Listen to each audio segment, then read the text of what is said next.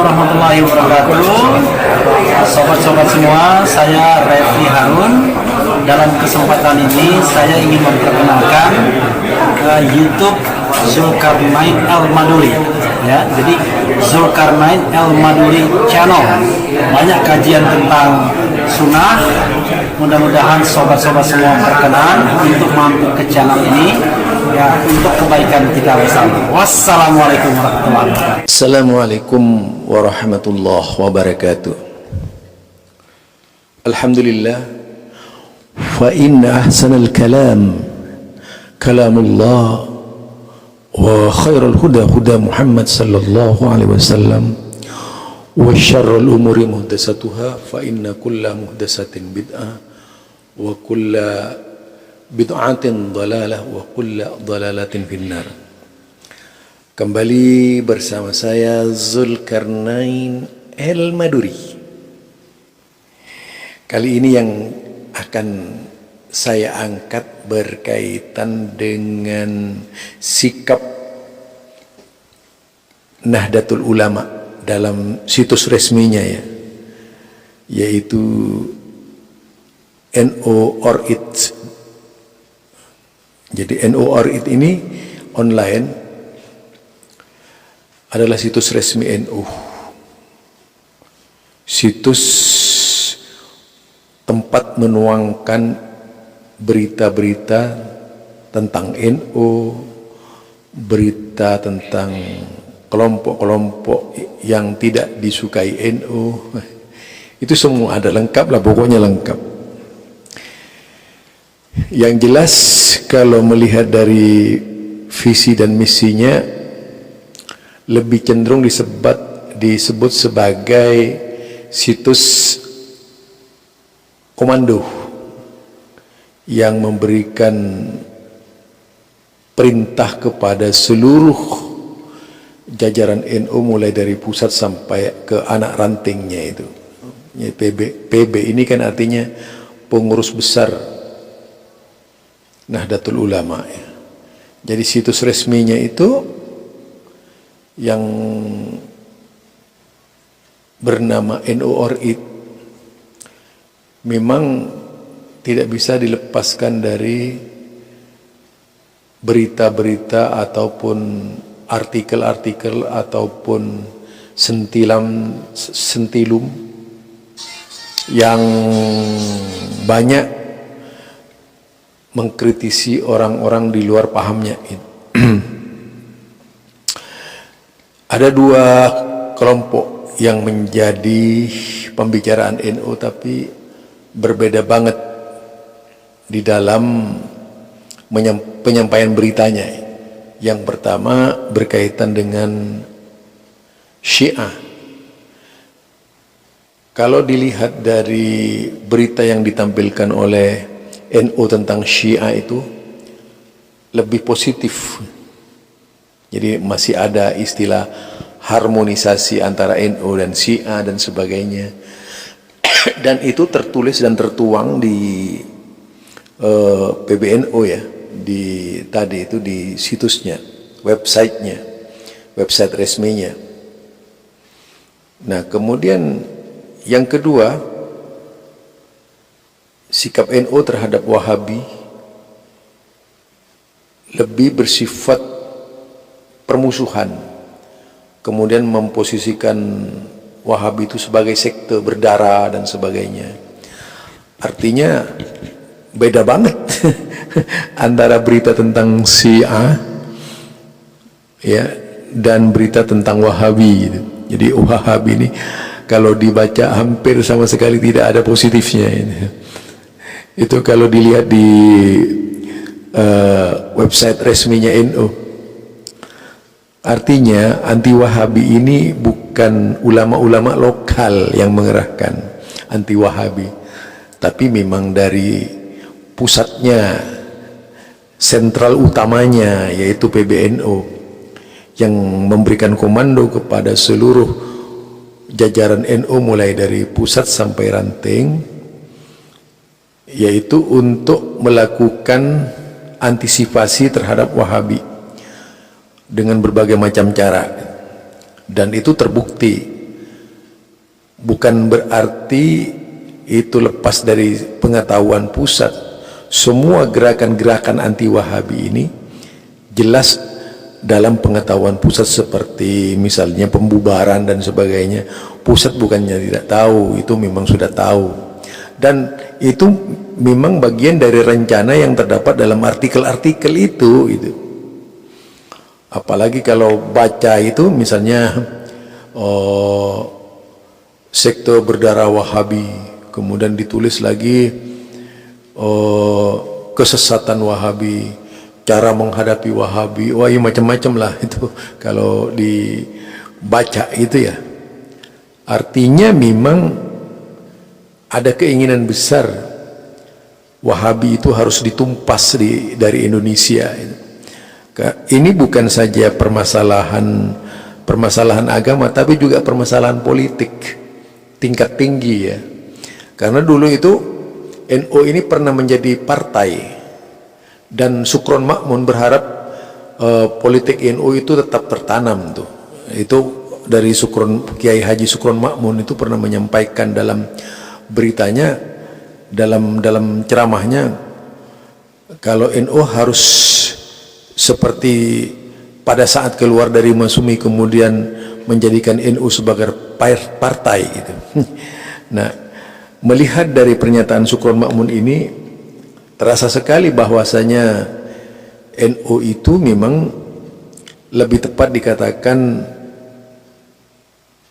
fungsinya jelas, mulai dari fungsi agama sampai fungsi politiknya jelas gitu. Bukan tidak berpolitik, sangat berpolitik kalau kita lihat itu. Apalagi kalau berkaitan dengan paham Wahabi, itu tidak bisa dilepaskan dari politik. Kita tahu bahwa Masumi dulu itu dituduh Wahabi gitu. Jadi ini persoalan sejarah sudah ya. Jadi Masumi itu dituduh Wahabi.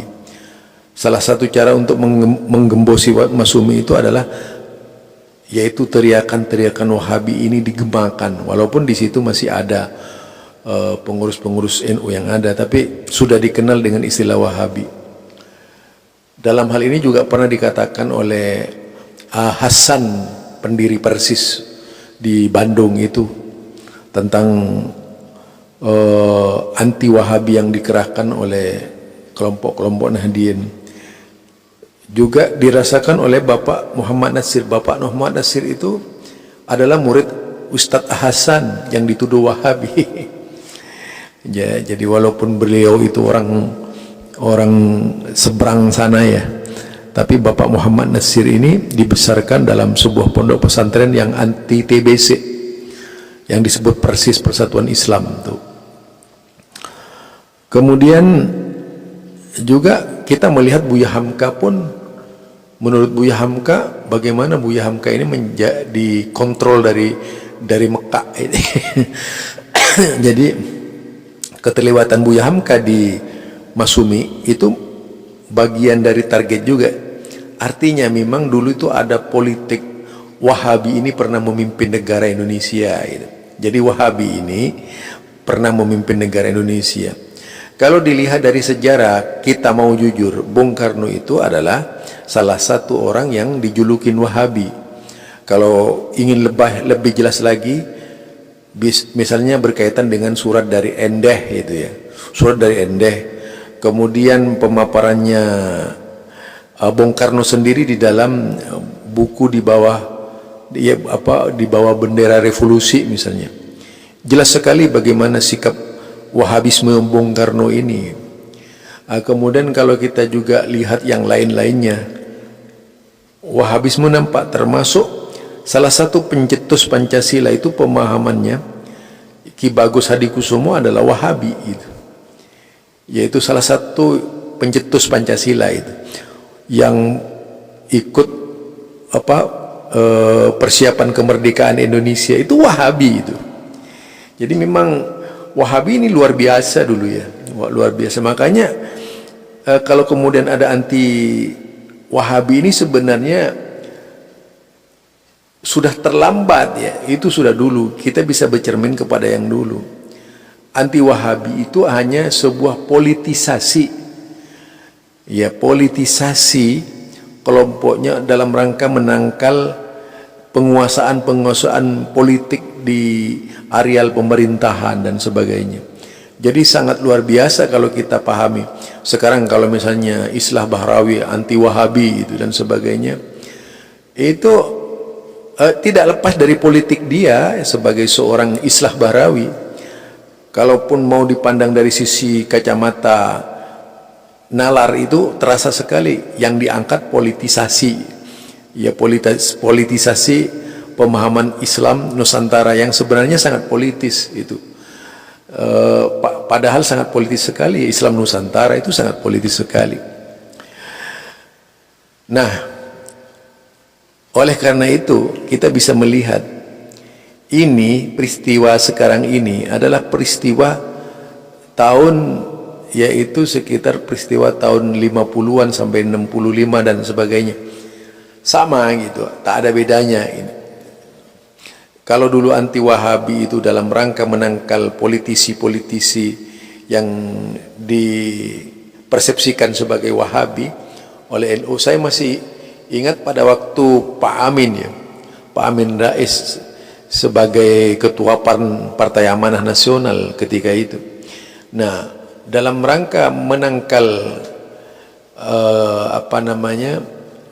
pemilih-pemilih di daerah-daerah, diberitakanlah Pak Amin kalau Pak Amin itu adalah seorang Wahabi.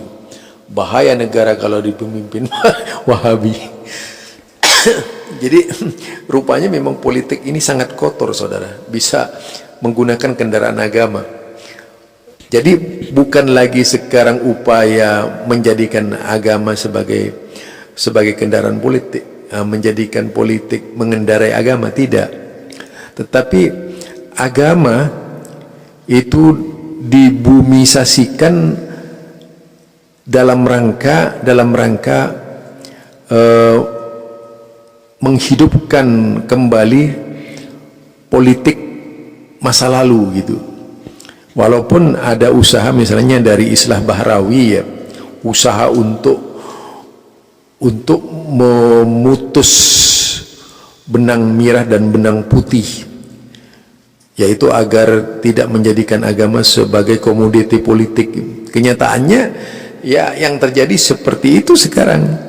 Dan apa yang disampaikan oleh Islah Bahrawi juga politik. Jadi bukan saran, itu politik seorang yang intelek gitu. Jadi politiknya seorang intelek, persaingan pemikiran antara orang yang agamis dan tidak agamis. Jadi jangan dianggap bahwa Islah Bahrawi itu semata-mata menyarankan kepada umat supaya tidak mempolitisir Islam, tidak.